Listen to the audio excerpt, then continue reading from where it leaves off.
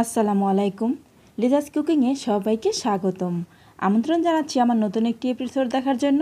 আজকে আমি তৈরি করব ড্রাগনের পুডিং। আশা করি আমার আজকের রেসিপিটি আপনাদের কাছে ভীষণ ভালো লাগবে। আর ভালো লাগলে আমার চ্যানেলটি সাবস্ক্রাইব করে ফ্রেন্ডস অ্যান্ড ফ্যামিলির সাথে শেয়ার করবেন। আর পাশে থাকা বেল বাটনে ক্লিক করে রাখবেন আমার পরবর্তী ভিডিও নোটিফিকেশন পাওয়ার জন্য। আর ভিডিওটি দেখা শুরু করার আগে অবশ্যই একটি লাইক দিয়ে তারপর দেখা শুরু করবেন। তো এর জন্য আমি প্রথমে একটি ড্রাগন নিয়েছি আর এই ড্রাগনটাকে কেটে নিচ্ছি। আমি এখানে একটি ড্রাগন দিয়ে তৈরি করেছি, আপনারা চাইলে কম বেশি করেও নিয়ে নিতে পারেন। আমার এই ড্রাগনটা কিন্তু ভীষণ ভালো ছিল, একদম টকটকে লাল। ড্রাগনটাকে এভাবে কেটে আমি চামড়াটা ফেলে দিচ্ছি। আমি আমার মতো করে কেটে নিয়েছি, আপনারা যেভাবে পারেন সেভাবে ড্রাগনটাকে কেটে নিয়ে নেবেন। ড্রাগনের চামড়াটা ফেলে দিয়ে এবার এই ড্রাগনগুলোকে আমি টুকরো টুকরো করে নিচ্ছি। আর এই টুকরো করার ক্ষেত্রেও কোনো সমস্যা নেই, আপনারা চাইলে বড় কিংবা ছোট করেও কেটে নিতে পারেন। এবার এই ড্রাগনের টুকরোগুলোকে আমি তুলে নিচ্ছি। এবার একটি কাঁটা চামচ দিয়ে এই ড্রাগনগুলোকে আমি একদম মিহি করে গলিয়ে নিচ্ছি। আর এই কাঁটা চামচ দিয়ে এই ড্রাগনটাকে আমি একদম পেস্ট করে নেব। ফ্রেন্ডস, পেস্ট করে নেওয়া হয়ে গেছে। এবার পুডিং তৈরি করে নিচ্ছি। এর জন্য চুলায় একটি প্যান বসিয়ে দিয়ে দিচ্ছি 1 কাপ পরিমাণ নর্মাল তাপমাত্রার পানি। পানিটা দিয়ে এবার এখানে অ্যাড করে দিচ্ছি 1/3 কাপ চিনি। মিষ্টিটা আপনারা আপনাদের পছন্দ মতো দিয়ে দিবেন, আমি আমার পছন্দ মতো দিয়ে দিয়েছি। এবার দিয়ে দিচ্ছি আগার আগার পাউডার 1 চা চামচ। এবার এই চিনিটা গলে যাওয়া পর্যন্ত আমি ভালো করে নেড়েচেড়ে মিশিয়ে নিচ্ছি। আর ফ্রেন্ডস, এই পর্যায়ে কিন্তু চুলাটা জ্বালানো যাবে না, তাহলে কিন্তু আগার আগার পাউডারটা দলা পেকে থাকবে। আর আগার আগার পাউডারটা কিন্তু খুব ভালো করে গলে নিতে হবে।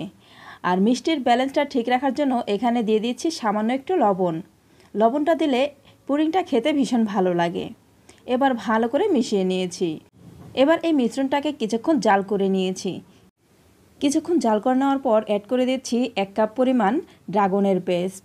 আর ড্রাগনের পেস্টটা দিয়ে ভালো করে নেড়েচেড়ে মিশিয়ে নিচ্ছি। এই পর্যায়ে চুলার আঁচটা কিন্তু লোতে রাখতে হবে। আর চুলার আঁচটা লোতে রেখেই আমি কিছুক্ষণ জাল করে নিচ্ছি।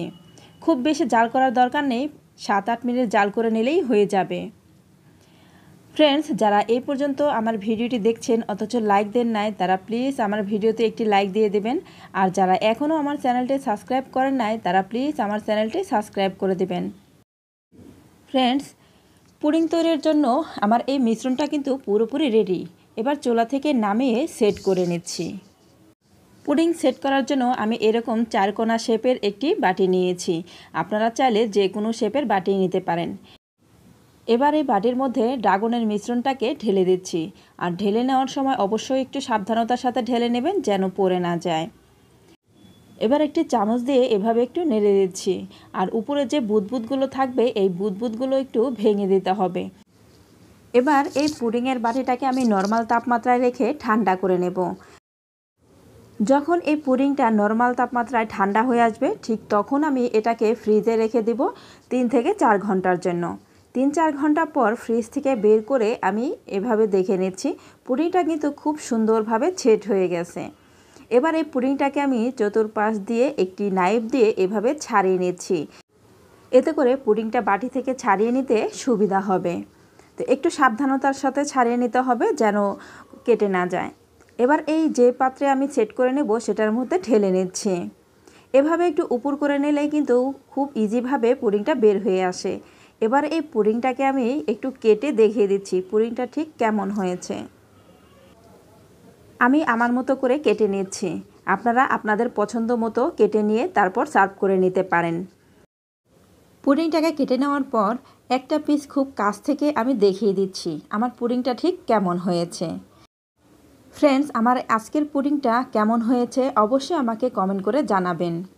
এবার আপনারা আপনাদের পছন্দ মতো করে এই পুডিংটাকে সার্ভ করে নিতে পারেন।